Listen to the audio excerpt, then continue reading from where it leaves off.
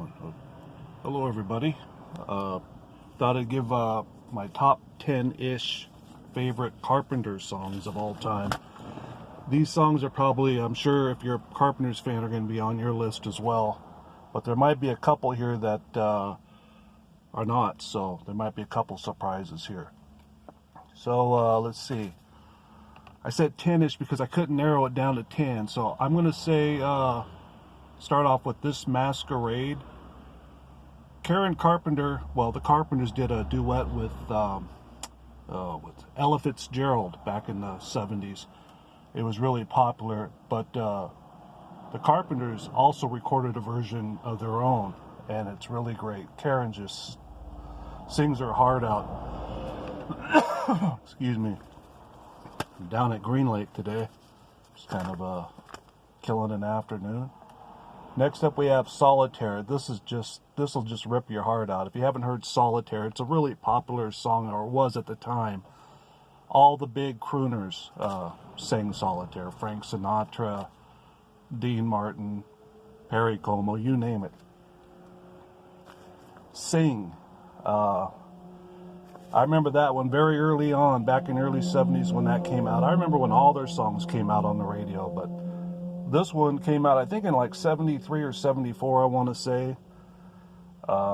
They even brought in a bunch of kids to sing for them for the recording that went on the record. It's a great song. Next up, we have Top of the World. I'm on the top of the world looking down on creation. Richard Carpenter got the idea for that after he was on tour, and John Bettis, who was his friend and fellow songwriter, they were a team. John Bettis wrote the lyrics, Richard wrote the music. And John Bettis says, you know what, that would make for a great song title, Top of the World. And they got up in an airplane, and they were looking down. Richard says, man, we're on top of the world now. This was right after they were making it big. And John Bettis says, I'm going to write a song around that. And that's what happened. And they didn't even think that was going to be a big hit. They actually shelved that. But on tour, it got standing ovations, especially in Japan. Carpenters were really big in Japan, all over the world. But so finally, they put it out, and it was a big hit. And it's a great song. It's a country song, kind of a country-flavored song. Now, this next one will come as a surprise. It's not one the Carpenters, the group The Carpenters, actually recorded together, Richard and Karen. Karen did this song on her solo album, but I'm going to put it on this list because it's a great song. It's a song I just recently discovered from watching a documentary on the Carpenters, a 3-part documentary. It's here on YouTube. You can watch it. I highly recommend it if you're a fan. And at the end of that documentary was this song, All Because of You. Karen, and it was just an acoustic guitar, and it's just incredible. Highly recommend that, All Because of You. Next up is Hurting Each Other. I vividly remember that song being played on the radio all the time when I was just a kid, you know. I think that one came out in 71 or 72, and I was in... I remember listening to that song right after, for some reason, I just remember this, the Lakers had a 33-game winning streak. I was a huge Lakers fan, basketball fan. And they lost to the Milwaukee Bucks. Kareem Abdul-Jabbar, who was Lou Alcindor at that time. I think he was still Lou Alcindor. And anyway, I remember hearing that song, and so I have that whole image in my head. Later, I went to the park, and I was shooting some baskets and thinking of that song for some reason. It's just stuck with me all this time. Anyway, moving on here. Yesterday Once More. This is another song that Richard and John Bettis wrote together. Richard wrote the music. John Bettis wrote the lyrics. Now, the chorus for this one, every sha-na-na-na, every whoa-whoa-whoa-whoa, that was just supposed to be a substitute until they can think of some better lyrics. But either Karen or one of the producers said, just leave it the way it is. That sounds great. And they were right. It's a great song. And Richard Carpenter has said that this is his favorite song out of all the songs that they did together. Yesterday Once More is his personal favorite. Moving on up the list here, we got Goodbye to Love. This is another one that Richard Carpenter wrote, and John Bettis. Richard Carpenter was watching an old movie from 1940. I forget the name of it. I think it starred Bing Crosby. And in the movie, he just heard a snippet of the lyric, Goodbye to Love. There was no music. Well, there was music, but it was a totally different, music. But he said, you know what, that would make for a great song title. And he was right. That's one of my favorite songs. And they got a whole bunch of new fans that they didn't have at that time because they featured a fuzz guitar solo. They got a lot of criticism from their hardcore fans too because they thought they were selling out to rock and roll, but it worked out best all the way around, I think. Next up is Close to You. This was their first big hit. This is what introduced them to the world, really. Back in 1970, I believe it was in June or July, they put that song out. It was a song written by Burt Bacharach. He wrote the music. I forget who wrote the lyrics. Hal David probably wrote the lyrics. And Herb Alpert, who owned A&M Records, and the Carpenters had a contract with A&M Records, Herb Alpert recorded the song earlier in the mid-60s and didn't release it. And also Dionne Warwick recorded this song, but it didn't do anything, And then Herb Alpert gave the lead sheet to Richard Carpenter on the studio lot and asked him to do whatever he wanted with it. He didn't want Richard to hear how the original song went, but he had the notes there on the lead sheet, so he knew how the melody went. And he wanted him to come up with his own arrangement, and he did, and the rest is history. I mean, what an amazing song. That song, no one had ever heard anything like that up until that point. It was sort of reminiscent of the old crooner days from the 30s and 40s, but still totally different. So that instantly made them superstars. And then right after that one, this is the next one on my list. They released their second single. Close to You went to #1 and stayed there for I think a couple months, I want to say, or on the charts for a couple months, few months. The next one on my list is We've Only Just Begun. This is a great song. And Richard had heard a commercial, and I vividly remember the commercial, even before the song came out. I was watching the New York Jets play the Baltimore Colts in the 1969 Super Bowl, and I remember the commercial from around that time, and I think I was in that Super Bowl. And Paul Williams was just singing a verse of that song.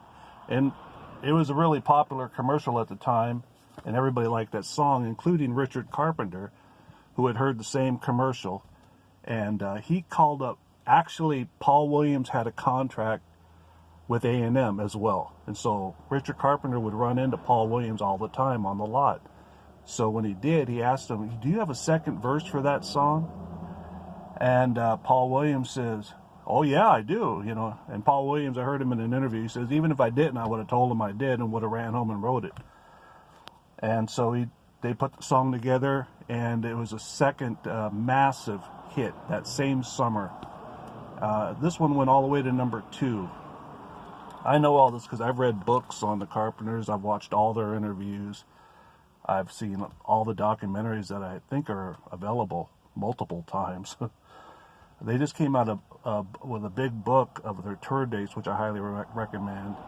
And also another book I recently read was Little Girl Blue about Karen Carpenter, which I highly recommend.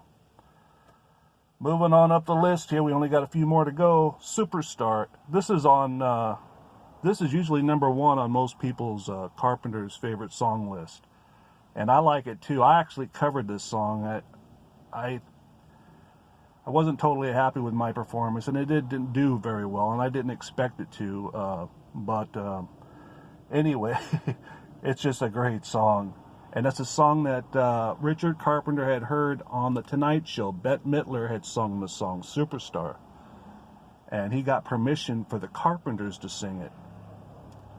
And also I want to, going back even further than that, I believe another group, which I forget the name of it, they first wrote the song and recorded it. And it didn't do much on the charts at all. Bette Midler's version didn't do much on the charts. But again, Richard Carpenter, his incredible arrangements, he arranged a song and put it in a key that he knew that Karen Carpenter could knock out of the ballpark.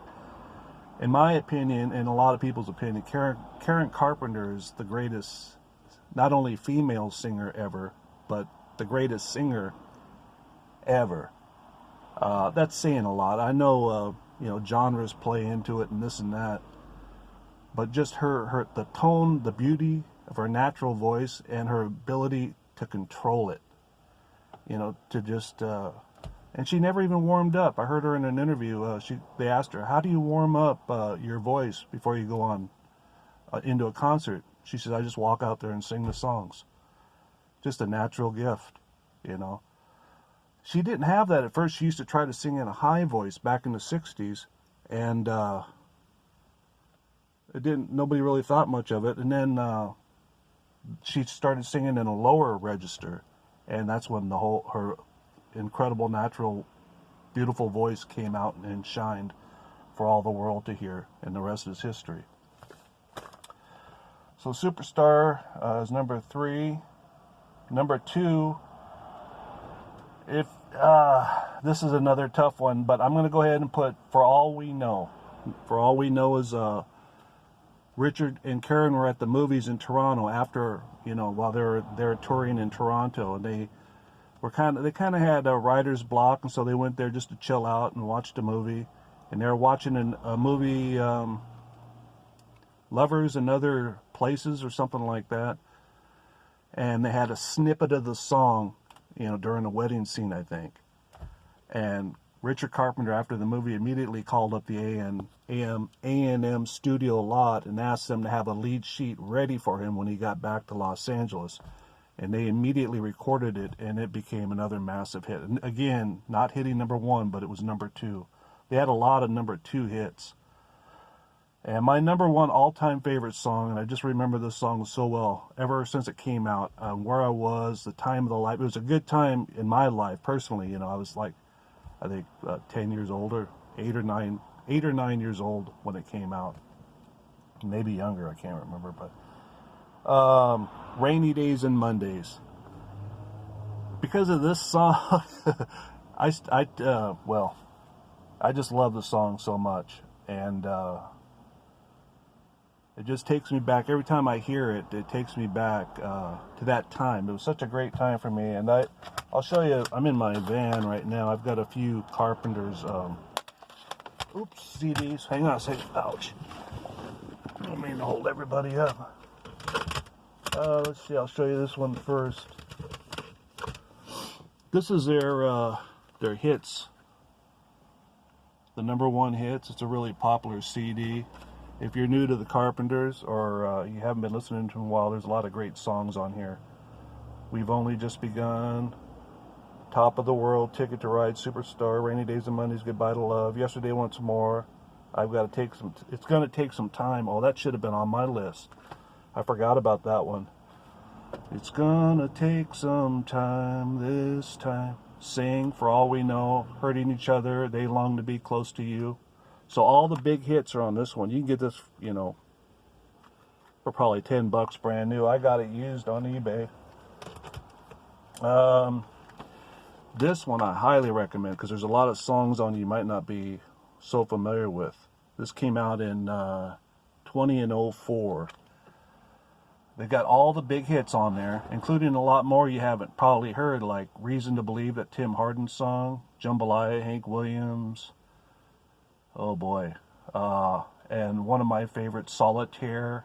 Solitaire just rips my heart out when I hear that song. And Richard said Karen wasn't too crazy about that song, which kind of was a bummer for me because I love that song. It's kind of the story of my life. This Masquerade, oh my God. You want to hear the best version ever of that song? Check out the Carpenters, This Masquerade.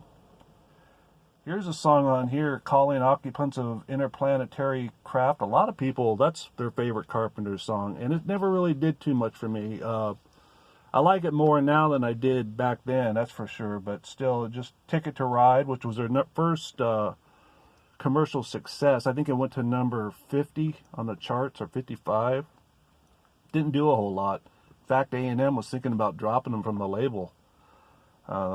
People that worked there were trying to get Herb Albert to give them the boot.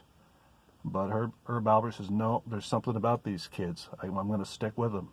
And he brought him in that lead sheet to Close to You. The rest is history. Bless the Beast and the Children is on this one. Trying to get that feeling again. Oh my God, there's Mr. Gruder. Please, Mr. Postman, you know, which is a cute song, I guess. That was Alan something, or Neil Sedaka's song, I think, back in the early 60s. He went on tour with the Carpenters, and they had a little bit of a problem. It's in their book, if you want to check it out. I don't want to give it away. This is a more recent one that Richard did. He remastered, and he added some instruments carefully. He didn't overdo it, though. And this one I highly recommend. You're probably not used to hearing the songs in this way because it's a little bit different. You know, he added guitar, for instance, to Superstar acoustic guitar. It's well, tastefully done. But to be honest with you, I prefer the way I originally heard it, you know, back here. But that's probably because I've been hearing it that way my whole life and all of a sudden change it up. But it's a higher resolution, you know, it's a higher audio quality, it's louder. Karen's vocals seem to be a little bit further pushed back in the mix, though. That's the impression I get. But still, I highly recommend it. It's called The Carpenters with the Royal Philharmonic Orchestra. So check out that documentary. There's a young man that did a 3-part documentary here on YouTube, and he goes through all the locations of their entire life, you know. And down in California, Downey, which was like one suburb over from where I lived in Gardena when I was growing up, and you know, shows them he takes you around to all the spots, you know, where they lived, the houses they lived in, the studio they recorded at, the house that anyway, check that out if you're interested in the Carpenters.